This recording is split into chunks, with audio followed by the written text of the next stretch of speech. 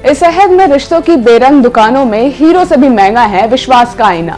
अनवर मिनाई के इस शेर के साथ ही लोगों में सरकार के कामों और फैसलों की मिसाल और विश्वास की अलख जगाने के साथ ही साल 2021 का पहला बजट वित्त मंत्री निर्मला सीतारमण ने कल यानी 1 फरवरी 2021 को सुबह 11 बजे लोकसभा में पेश किया और ये चीज बहुत अच्छे से बताई कि कोरोना काल में लोगों को सरकार पर भरोसा रखते हुए तोहफों के इंतजार के साथ ही अग्निपथ पर भी चलना सीखना होगा।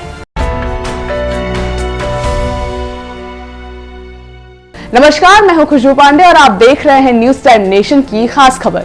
कल यानी 1 फरवरी को करीब 110 मिनट के अंदर वित्त मंत्री निर्मला सीतारमण ने आम बजट का रूप रंग दिखाते हुए सभी को साल के पहले बजट से रूबरू करवाया। इन्हीं शब्दों के साथ ही उन्होंने बताया कि किसके लिए कितना फायदा और नुकसान होगा। लेकिन कुछ कहने से पहले आइए आपको बजट के बारे में कुछ अहम जानकारियां देते हैं। दरअसल संविधान में बजट शब्द का जिक्र नहीं है, जिसे बोलचाल की भाषा में आम बजट कहा जाता है। उसे संविधान के आर्टिकल 112 में एनुअल फाइनेंशियल स्टेटमेंट कहा गया है। फाइनेंशियल स्टेटमेंट अनुमानित क्रांतियों और खर्चों का उस साल के लिए सरकार का विस्तृत ब्यौरा होता है। आम बजट में सरकार की आर्थिक नीति की दिशा दिखाई देती है। इसमें मंत्रालयों को उनके खर्चे के लिए पैसे का आवंटन होता है। बड़े तौर पर इसमें आने वाले साल के कई प्रस्तावों का ब्यौरा पेश किया जाता है। कोविड-19 महामारी ने देश की अर्थव्यवस्था को बुरी तरह से प्रभावित किया है। इस सच से हम सभी वाकिफ हैं।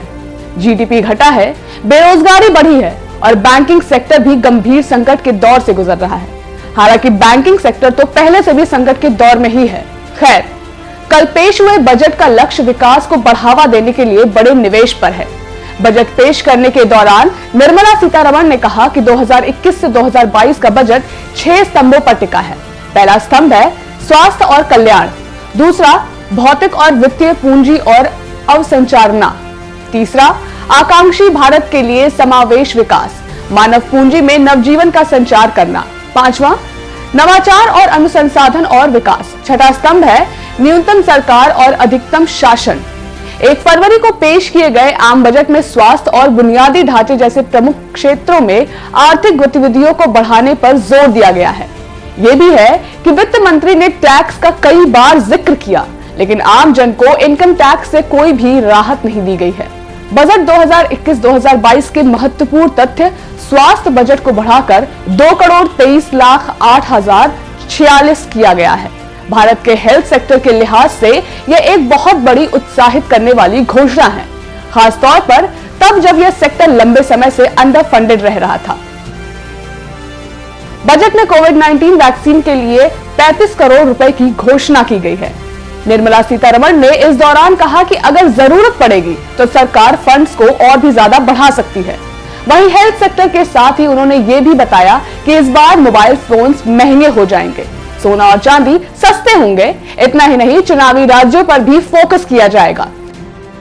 देखा जाए तो साल 2021-2022 के इस बजट में वित्त मंत्री ने कई तीर चलाए हैं। इनमें से कुछ निशाने पर भी लगे हैं, जबकि कुछ चूक गए हैं, जिससे कईयों की उम्मीदें तो पूरी हुई, लेकिन कुछ की अधूरी भी रह गई हैं। आपको हमारी ये वीडियो कैसी लगी कमेंट सेक्शन में जरूर बताएं। अगर आप ये वीडियो फेसबुक पर देख रहे हैं तो इसे लाइक और फॉलो करें, और अगर आप ये यूट्यूब पर देख रहे हैं तो चैनल को सब्सक्राइब जरूर करें।